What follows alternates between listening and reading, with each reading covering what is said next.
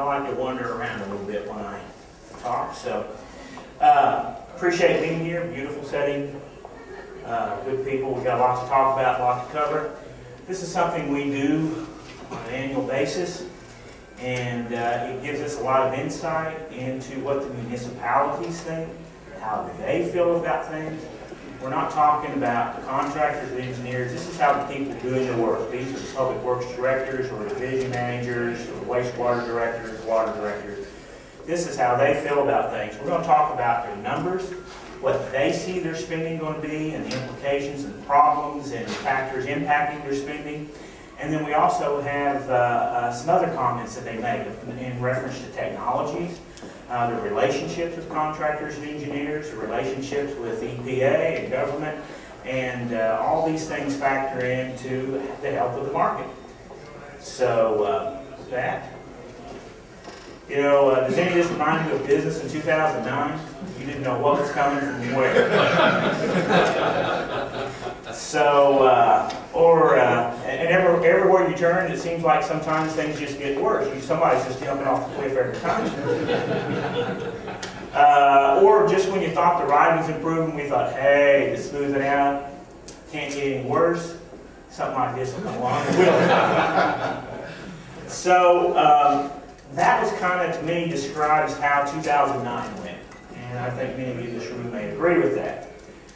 However, the best term that I came up with to describe it was going into 2009 was trepidation, feeling of alarm or dread. I think we all had that. Not only were we experiencing things with our businesses, but we kept getting told. You couldn't turn the page of a newspaper or especially national TV to how bad it was and who was to blame. Well, that was 2009, going into 2010. The question we were querying to the municipalities in particular was, is there still a lot of trepidation going forward, or is there going to be any kind of recovery? We're going to try to answer that today. We asked them about the impact of stimulus funds, if there were any, for those that were lucky enough to get them. And just a little facts and figures here. Again, this is the 13th survey we've done. We've been doing this for a while. We benchmark against government agencies. I have an annual conference call with government agencies. We benchmark against each other. So we feel pretty good about this. We mailed over 9,000 surveys, and let's see, the respondents were from all 50 states. We grouped by region, weighted by population, and city sizes to avoid skewing results, and blah, blah, blah, blah. Statistically, we feel good about it. That's what all that means. Overall, we came up with a slight spending increase. That's what municipalities anticipate for 2010. Nothing to write home about, but they feel like everything's stabilized enough to where we can have a little bit of an increase. That's full of caveats and maybes. We're going to spend more money this year, providing X happens. We want to spend more money this year, but we're not sure about X, Y, Z. So there was a lot of, we think we're going to, but let's be careful here. So the Common City strategies for the first half of 2009 tended to be, hey, we're going to count on that stimulus money really helping us.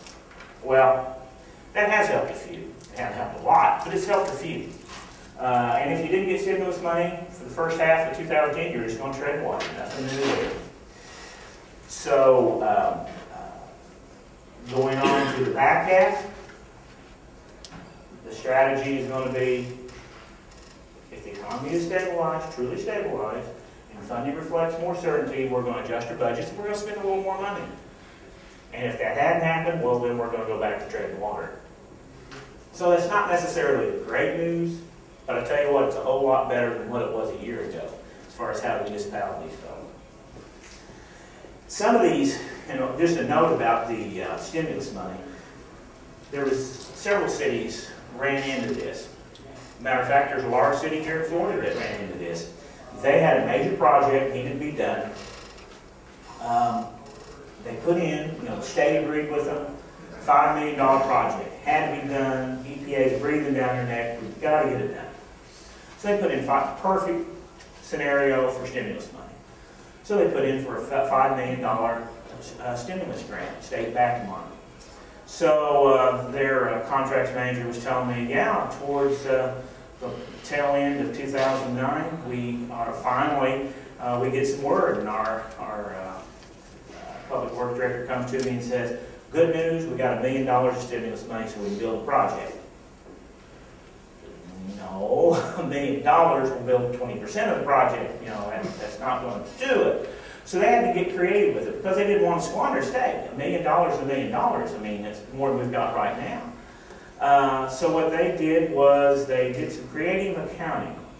They had to spend that money, or had to at least have the money committed by, I think, by February 15th. So what they did was on like February 14th, issued a final analytic, they had some term for it, engineering document, as the final step, precursor to construction starting. Basically, it was enough to get them to keep the $1 million. Then the city was scrimping and saving, was going to come up with another $1.5 million to $2 million for the year.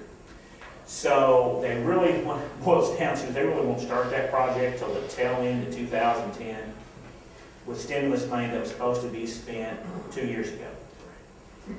And that is the case in many, many areas. And then what they'll do is they'll start on it, then they'll roll them into another fiscal year where they'll get more money from the city, you know, squeezing out some more money. And so this project that should be done today will be done in approximately 2013 or 14. That's how cities have had to react to the stimulus money. Very ineffective application money. There are examples where it worked well. There are more examples where it didn't work well. And so any forthcoming grants, I think there's going to be a lot of input from a lot of cities, a lot of contractors, a lot of agencies as to how we better disperse these funds, how we better define it. Let's get into some specifics. New construction, about 51.4% of the people, of the municipal managers, think they're going to spend a little more money this year, and about 49.6%. So it's about a 50-50 thing. Half think they'll spend a little more, half think they'll spend a little, about the same. That equates to $4.14 billion. Now, let me also throw one more caveat. What I'm talking about is strictly piping infrastructure. We're not talking about processing plants, treatment plants, any of that. That's an entirely another set of figures, which is just as great. This is strictly putting pipe in the ground, and God willing, most of it's plastic. So that's what that figure is. An increase of about 1.5%. So on the scale of things, I'd say that's pretty good news. Water construction, about 2.79. That represents a slight drop, less than 1%, but still is a little bit of a blip. Turning to, and we have stormwater spending of about $1 billion projected. That's down slightly. Rehabilitation. That's a lot stronger. About 59, almost 60% think they're going to spend more money this year. 41% the same or less. The numbers, $3.35 billion. Pretty strong increase. Of course, we have to, all this we have to put perspective because 2009 was dismal. So increases are great, but you got to compare it to what we're coming from. So water, actually, that's slightly, that's a 3% increase. And water is, as I like to call it, blue gold. That's, I think everybody hears about how important, how significant, how critical water is going to be in all ways, shape, and form over the rest of our lifetime, and especially our children and our grandchildren. Water is critical. So, 10 years ago, 7 years ago, fixing existing water lines just wasn't done, or it was rarely done. I mean, there was very little money spent on it. This number here has like quadrupled in 10 years. As more technologies come online, more people are finding ways to fix the water lines. As water gets more significance, as it is no longer acceptable to have leaks in your system, excessive leaks in your system. Water rehabilitation has boomed, and all indications are it's going to keep going, keep going. Stormwater rehabilitation, flat, about the same amount spent this year, though that is one too that probably will see a lot of activity in coming years. And just real quick, overall spending represents about a 2.4% increase, $14.1 billion. Again, that's just what's going to be spent working with the pipes, fixing them, or putting